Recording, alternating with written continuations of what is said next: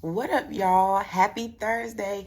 It's your girl, UC Kayla, and I am back, guys, with Sistas Season 5, Episode 6 review video. I'm so excited because I really enjoyed the episode. But first, I just want to say I'm so sorry I missed you guys last week. My son got sick at school. Then you got me sick, and your girl was down bad. I was not about to be in y'all face like that last week. So here I am. I am back, and I'm ready to get into it. But before we do, if you haven't already, please remember to hit that subscribe button. Don't forget to like, comment, and share because I only want to do the content if you want it. And I review Sistas, Zatima, and All American Homecoming. All right, y'all, let's get into it. And just a disclaimer, if you hear my son crying upstairs, he's okay. He's getting dressed for daycare, not by himself, but dad's getting him dressed for daycare. He don't like to do that. So, all right, let's get into it. Now, we have Sistas Season 5, Episode 6. It was entitled Keep It 100. The synopsis is Karen decides to focus her fury on Zach. Danny meets a new love interest while Andy looks to have a stalker. What stalker? Love interest is a stretch. And Karen was shading Zach, but okay. This synopsis was a little bit more misleading than they have been recently. All right, so y'all know how I do. I'm not going to do a scene-by-scene breakdown, but I'm going to give you my top 5 moments in the episode. And at number 1, we have Madam, Fatima, Angela, and Andy. Y'all, I was living. First of all, Eva is just that girl. I don't watch all the Queen's Men, but I've heard things about Madam, baby, and Eva came through serving Madam the way she should. I really enjoyed how she kept it cute and played nice with Fatima's friends, but at the same time, she kept it G.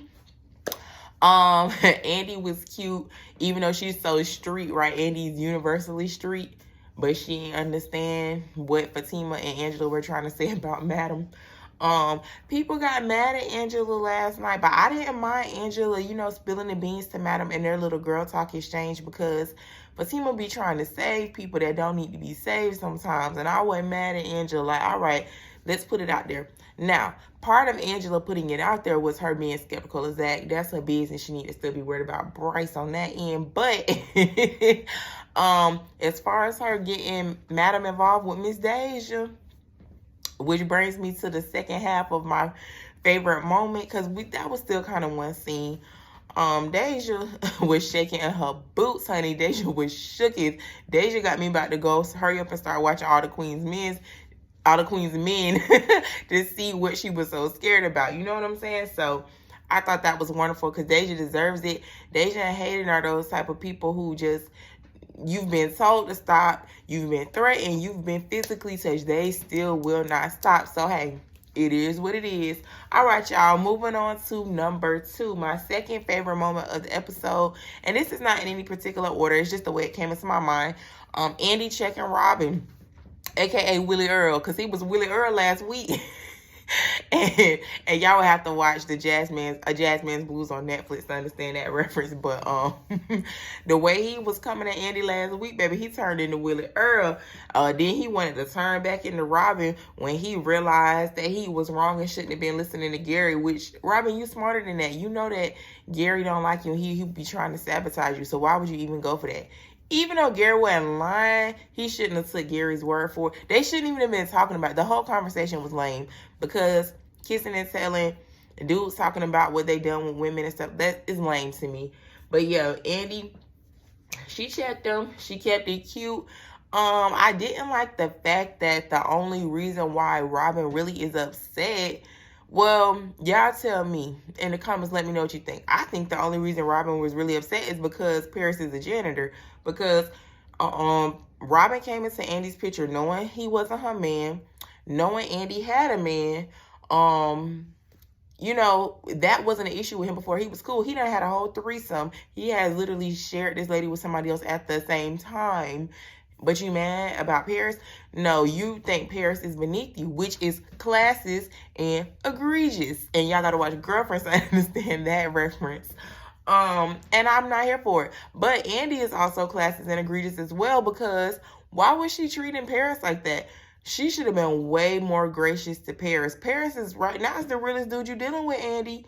He knew to hold it down. He wasn't putting your business out there in the street. Y'all haven't talked in forever. And he still knew to keep it G with Robin and not say too much. I didn't like the way Andy was like, oh, it's been a long day. He told her to have a good night. She couldn't even say it back. Girl, Paris is the realest one on your team right now. You need to be rethinking that. But of course, with Andy, everything is about financial status and what their occupation is. But the realest one in your life right now is a janitor. So you might want to think about that. Anyway, let's move on. All right, number 3, I have Karen's letter to Aaron. That letter was, and if y'all see me looking over, I'm looking at my notes, of course, but that letter was just like the perfect summation of their relationship to me. Not because I liked it, because it was, excuse me, y'all, because it was selfish. It was all about Zach, and it was very unnecessarily contradictory, which is Karen and Aaron's relationship. Selfish when it comes to Karen, all about Zach, even though it's supposed to be about the two of them, and unnecessarily contradictory. And the reason why I say that is Karen didn't even have to bring Zach up in that letter. Now, before people get on the train of defending, talking about, well, not really defending Karen. I don't know how to make Karen fans on here, but talking about what Zach did. Yes, Zach was wrong, but they should have got to that in her letter to Zach, not in the letter to Aaron. Aaron can't even have a letter to himself without her bringing Zach up. Excuse me, y'all. I'm getting over things, but I didn't like that. And then you also have the point that the way Karen was talking about Zach, like he's not sitting right there. Okay, do what you have to do to heal, but you could have said, my past relationship, this.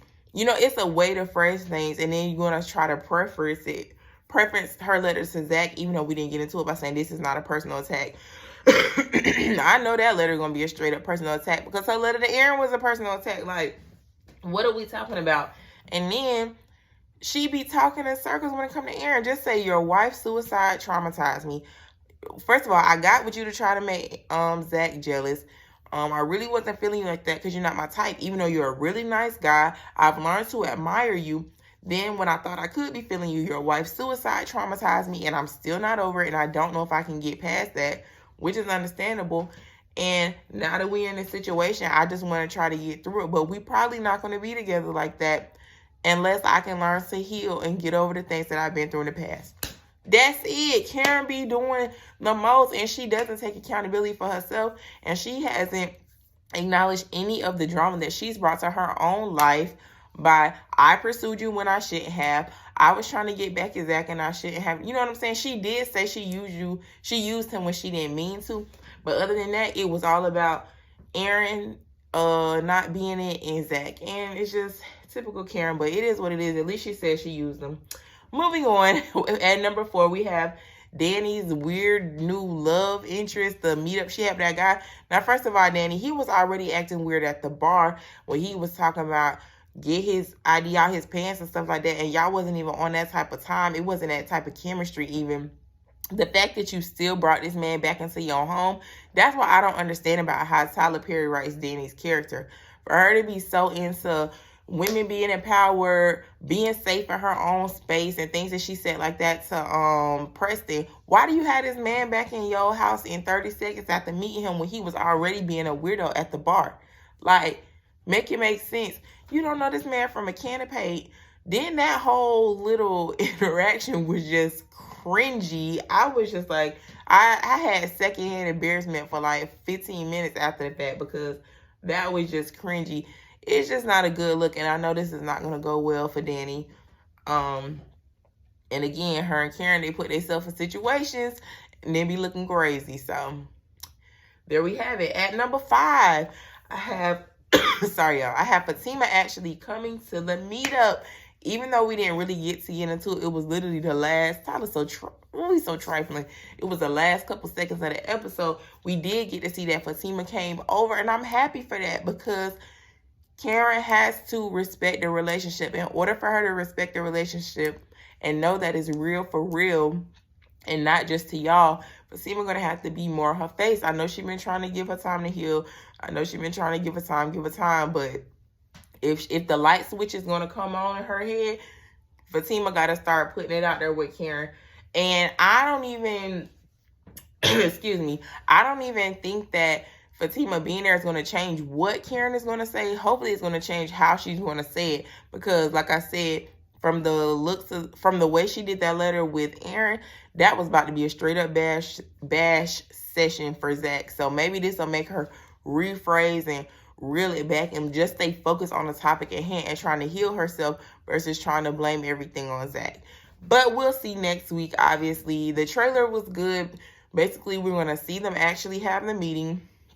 Zach and Fatima end up at home in the bed talking about it. So thankfully, we're finally going to move into a new day. Gary and Hayden are going to have another meetup of Dumb and Dumber. So we'll see how that goes. So anyway, we got some things happening next week, guys. I enjoyed the episode. It could have moved a little faster, but I've given up on that. So I enjoyed the episode for what it was. I hope y'all meet me back here next week for All American Homecoming Monday night, which my review will be up Tuesday, and Sistas on Wednesday night. My review will be up Thursday. Follow me on Twitter at ThatGirlKaylaD to get all my live and random thoughts about these shows. All right, guys, have a wonderful and safe Thursday and a great weekend.